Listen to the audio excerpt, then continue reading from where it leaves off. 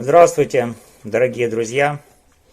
Сегодня мы с вами поговорим о том, что же там происходит в Украине, почему вдруг развязана такая война российско-украинская, в которой гибнут тысячи, сотни тысяч людей, не только военных, но и гражданских. Но причина этого не совсем просматривается. Но, в принципе, можно увидеть в том, что происходит в Украине, следы политики международных транснациональных корпораций и ведущих бизнесменов, миллиардеров, ну и тому подобное. Почему же некоторым миллиардерам выгодно то, что происходит сейчас в Украине? Это имеется в виду массовая гибель людей. Вы помните, что не так давно в мире была констатирована пандемия коронавируса, которая вызвала в конце концов массовую гибель людей. Людей заставляли вакцинироваться, предъявлять тесты о том, что они положительно инфицированы или неположительно инфицированы коронавирусом. Вот. И, в общем-то, такая система, она была, можно сказать, всеобщей. Сейчас, правда, она отменена, то есть пандемии у нас уже в мире фактически никакой нет, но, в принципе, то здесь, то там вспыхивают какие-то локальные конфликты, приводящие к гибели людей. И в этой связи я опять же решил вернуться к своей недавней публикации, можно сказать, которая датирована 14 декабря 2021 года. И вот в этой своей публикации я обращаю внимание на всем известного Билла Гейтса и на его роль в руководстве процессом защиты населения от пандемии коронавируса.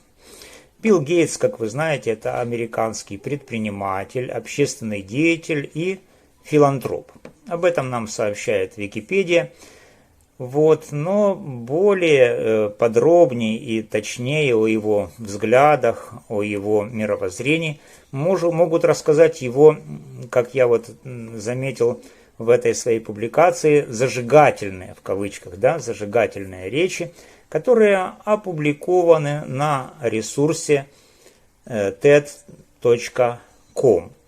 Ну, это такой ресурс, который используется в системе образования Соединенных Штатов Америки, где публикуют свои выступления, доклады различные, ну, можно сказать, светила мысли, да, там, в том числе и Билл Гейтс. Вот. И на этом ресурсе меня заинтересовали две его публикации. За 2010 год конференция, которая состоялась в марте, и за 2015 год такая конференция состоялась в феврале. Значит, первое выступление Билла Гейтса в 2010 году называется «Билл Гейтс об энергетике, двоеточие, обновлять до нуля». И второе выступление в 2015 году «Следующая вспышка, мы не готовы». Ну, вот так вот называется второй его доклад. Значит, и также вот в связи с этими двумя его докладами я обратил внимание на публикацию теле- и радиокомпании SRG Swiss Info CH. Ну, то есть швейцарская телерадиокомпания. Итак, значит, что же сказал в своих докладах Билл Гейтс? В 2010 году Билл Гейтс сказал, что нужно сокращать выбросы углекислого газа СО2 в атмосферу, чтобы в конечном итоге свести их к нулю. Ну, речь идет о глобальном потеплении, и, как публично заявляет Билл Гейтс, это глобальное потепление вызвано выбросами углекислого газа СО2 в атмосферу.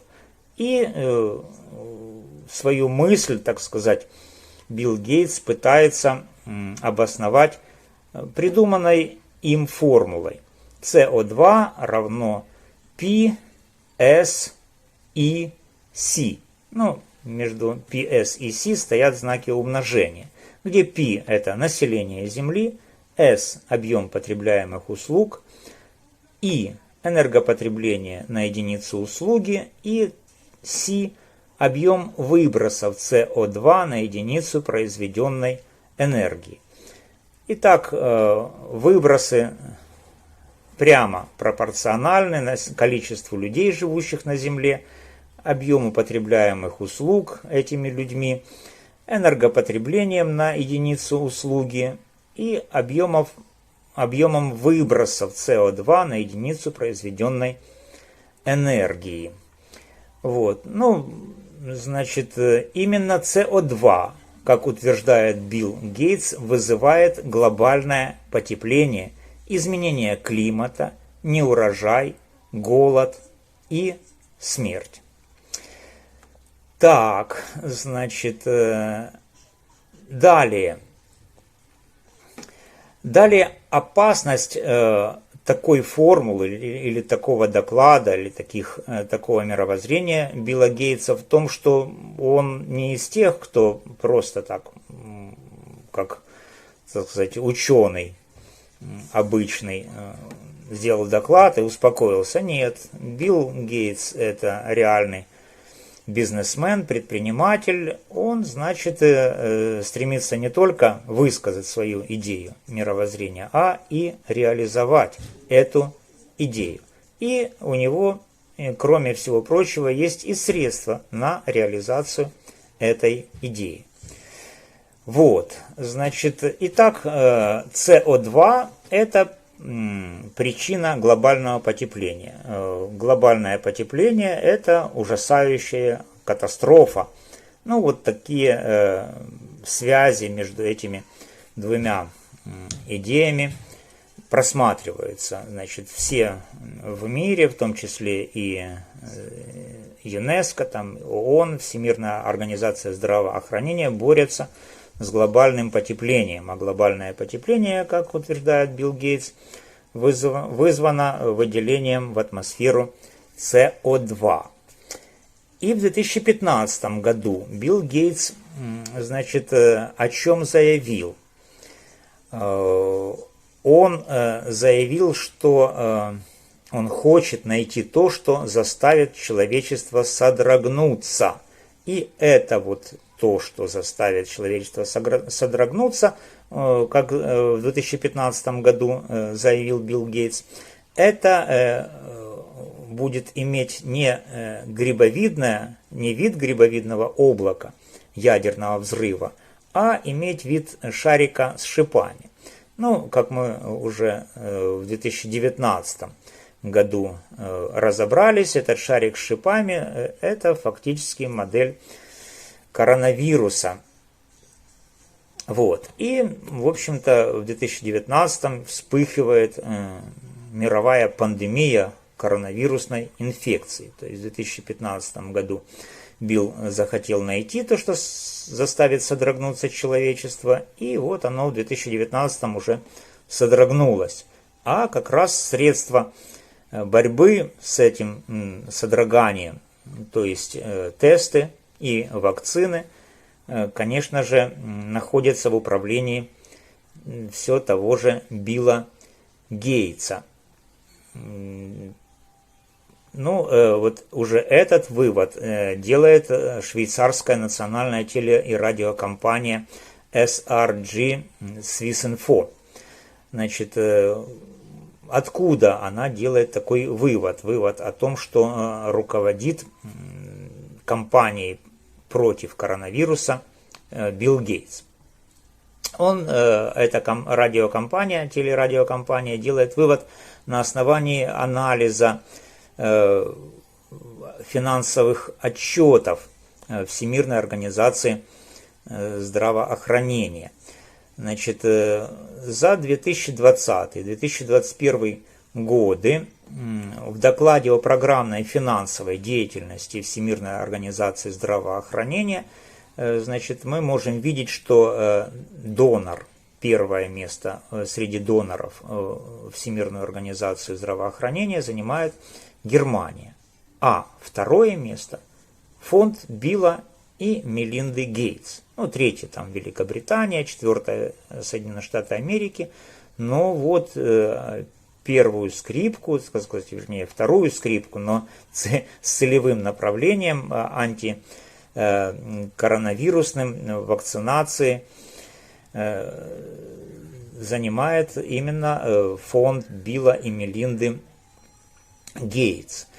И, значит, вот эта телерадиокомпания швейцарская сделала запрос в Всемирную организацию здравоохранения, и такая структура финансирования Всемирной организации здравоохранения, в общем-то, по мнению радиокомпании, она создает диспропорции в пользу иммунизации.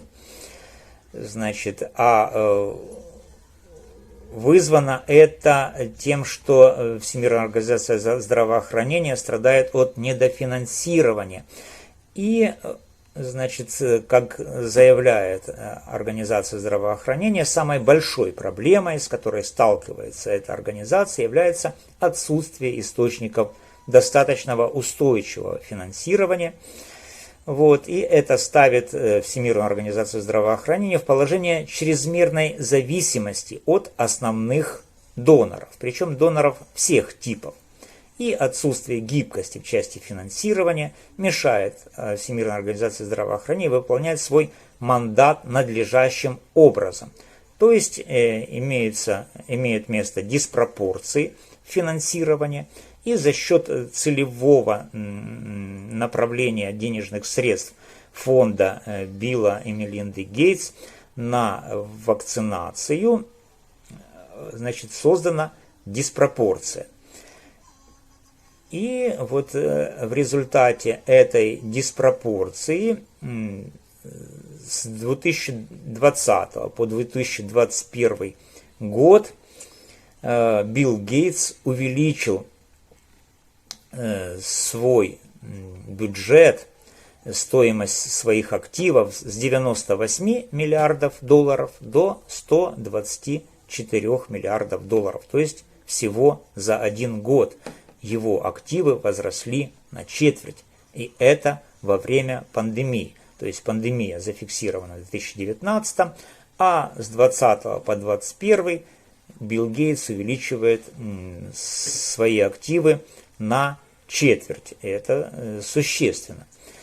И за счет чего это произошло? Понятно, что это произошло за счет продаж тестов и вакцин, на которые Билл Гейтс имеет патенты. То есть такая деятельность. Значит, она, значит, происходила таким образом, что граждане стимулировались различным образом к тестированию и к вакцинации. И поэтому, значит, массово шла продажа тестов и вакцин. И вот за этот счет разбогател за год на четверть своих активов Билл Гейтс. Значит, теперь вот война в Украине. Еще раз можно вернуться к формуле глобального потепления, то есть СО2, СЕЦ. Значит, по, можно сказать, ужасающему такому анализу видно из этой формулы, что если сократить количество людей, живущих на Земле, то есть P населения Земли, то тогда понятно, что количество СО2 в атмосфере Земли резко упадет. То есть по результатам вот такого доклада, сделанного Биллом Гейтсом в 2010 году, можно сделать вывод о том, что для глобального потепления, то есть падение количества населения Земли является положительным. То есть меньше людей, значит меньше глобальное потепление, меньше выбросов СО2. Но эта формула, так сказать, безликая, ничего конкретно не представляющая. Но, в общем-то, в этой связи совсем недавно я обратил внимание на такую вещь. Вот сейчас лето, и летом, как вы знаете, продаются напитки в барах, и эти напитки там пиво, ну, различные соки, другие виды напитков. Значит, ну вот я заметил это насчет, по поводу пива. Пиво поставляется в бочках, таких металлических 30-литровых, и к каждой такой бочке, значит, обязательно поставляется газовый баллон. На этом газовом баллоне написано СО2 и то, что он под давлением. То есть понятно, что для того, чтобы продать это пиво, нужно присоединить к бочке газовый баллон и с помощью СО2 под давлением выкачать из этой бочки это пиво. И это же массово, понимаете? То есть во всем мире продаются такие бочки с такими баллонами, и эти баллоны наполнены СО2. И, в общем-то, глобальные корпорации, производители пива, производители напитков, ну, таких как Coca-Cola, например, или там Fanta, ну, и других напитков, то есть, которые вот продаются таким образом на барах, значит, их потребление связано с применением СО2, и этот СО2 массово поступает в атмосферу. Так, извините меня, зачем убивать людей, зачем генерировать пандемию, зачем создавать войны для того, чтобы уничтожить людей? Может быть, просто нужно подумать о том, чтобы запретить производство вот таких вот напитков, пива, например, фанты, кока-кола, которые, значит, требуют для своей реализации использования СО2. Вот, значит, такая мысль. Я думаю, что над этой мыслью стоит задуматься и действительно подумать о том, на самом ли деле этот СО2 так вот опасен, если никакого особого внимания никто не обращает на массовую продажу этих баллонов СО2 вместе с напитками. Причем летом это особенно массовое явление. Ну, это я заметил в частности на пляжах на побережье Болгарии. Вот такое явление имеет место. И так по всему миру. То есть этот СО2 из баллонов вылетает в атмосферу, корпорации получают прибыли, а СО2 оказывается в атмосфере. Не было бы потребления производства этих напитков, не было бы СО2. Так давайте исследуйте этот вопрос и делайте вывод, насколько производство этих напитков газированных, значит, критично в отношении и глобального потепления. Ну, вот такая идея. Давайте обсудим ее и прокомментируйте ваши мысли, подписывайтесь на канал. До новых встреч!